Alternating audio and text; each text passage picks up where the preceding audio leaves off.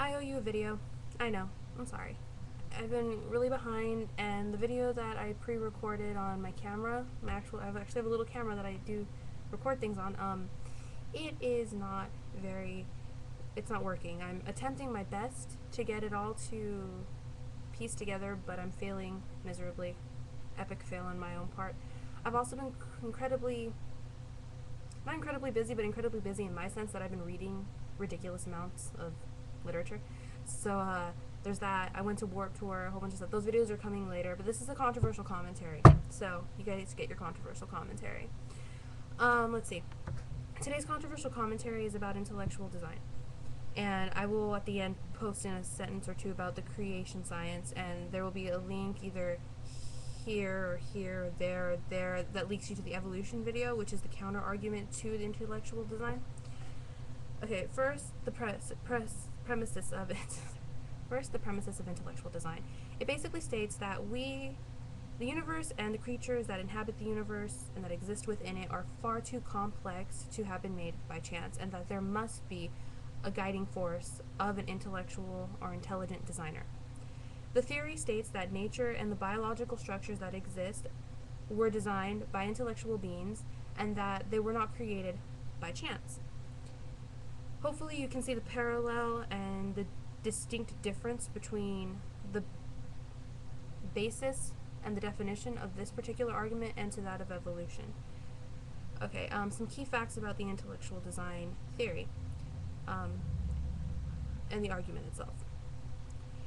Alright, intellectual design recognizes that the universe existed 8 to 10 billion years before the Earth itself was actually created.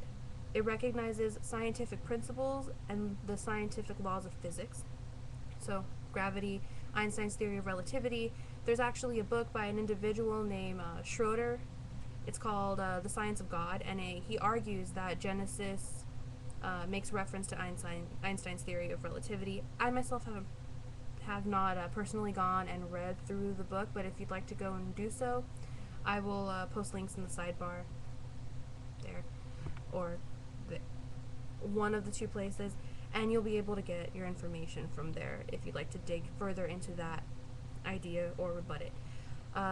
Furthermore, the intellectual design proposes an anthropic principle, which says that mankind is the reason why the universe exists and displays the characteristics that it does, basically stating that mankind is the intellectual designer for the progress we have in our universe. I'm going to say bias, and I'm not going to point out any specifics of that particular argument, but I'm sure you guys can recognize a logical fallacy within that. Furthermore, intellectual design posits that science and the Bible can and do in fact coexist. It does this by, the group that presented this particular argument gave us an example of the Dinosaur Adventureland that boasts where dinosaurs in the Bible meet, stating that Noah actually did in fact collect dinosaurs and put dinosaurs on the ark, and the ark shifted out and eventually the dinosaurs died. Not saying that we evolved from dinosaurs, but that we coexisted with dinosaurs at the same time, and we being the human race as well as all the other individual animals that were collected. So there's that particular argument. And then the rebuttal for the evolutionary theory that discuss the fossil record and the use of fossils in order to determine the evolution of individuals given the time frame and the different sediment levels. Stigmas? Can't remember the word. Anyway, it says I'm going to read this verbatim. Fossils do not prove evolution. After millions of tightly packed fossils were found throughout the world, this proves that billions of organisms were washed together by the worldwide flood as cited by the Bible. So that is an argument from Bruce Marlone, The Creation Science and Evangelicism. This is where the bridge between creation science and creationism and intellectual design have similarities but are different. And I feel a necessity to point this out. The creation science, or creationistic theory, and creationists believe in the literal translation of the Bible, that all of the accounts that occurred within the Old and New Testament are fact. There is no question, it is what happened. So it says that, well, there's an obvious understanding here that the intellectual design does not accept the literal truth of the entire Bible. It picks and chooses. Many people think that this is just kind of like, well, here's a big amount of information and I'm just going to take out what looks good for my argument. Which is why creation science actually frowns upon intellectual design in that sense. They believe that the intellectual design individuals aren't taking together the full truth. Most of the people that we see today who argue against evolution are quoting directly from the Bible. The people who are okay with the coexistence of the evolutionary theory and creationism or the intellectual design theory usually are followers of intellectual design. They suggest that God started it all.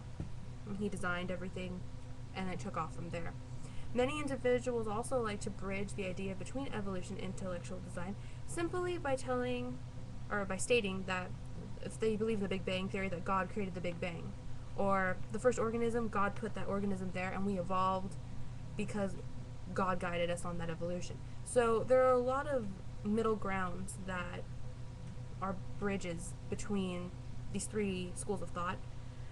But what you must take into consideration while you're doing all this is understand the philosophical understanding of all of these theories, not the scientific, not the religious, but the philosophical, which can be voted between both.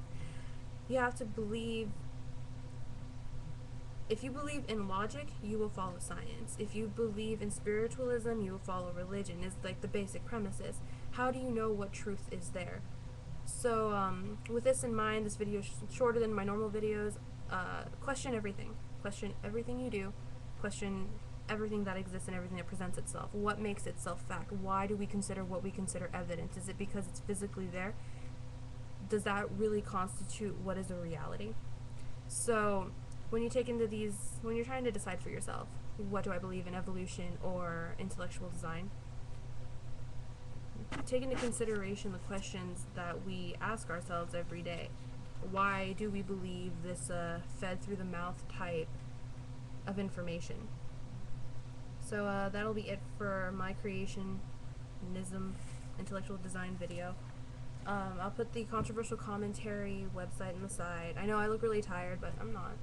I even do my makeup, kind of, sort of, not really. Yeah, hopefully my next video will be outside. I lost my glasses. Like, I had them 20 minutes ago, and now I don't know what I did with them. I want to finish reading the Stackhouse Chronicles, and I can't. My next video will be a book review, Dead Until Dark. Charlene Harrison. So until next time, ciao. I hope this was a little bit informative for you. If you have more questions, comment or email. Comment or email, and I will answer them as best I can. So take care, and I will see you guys tomorrow for the book review, and then on, I don't even know what today is, Wednesday, and then on Friday I will put up how Warped Tour was last week. So stay tuned, and I'll catch you guys later.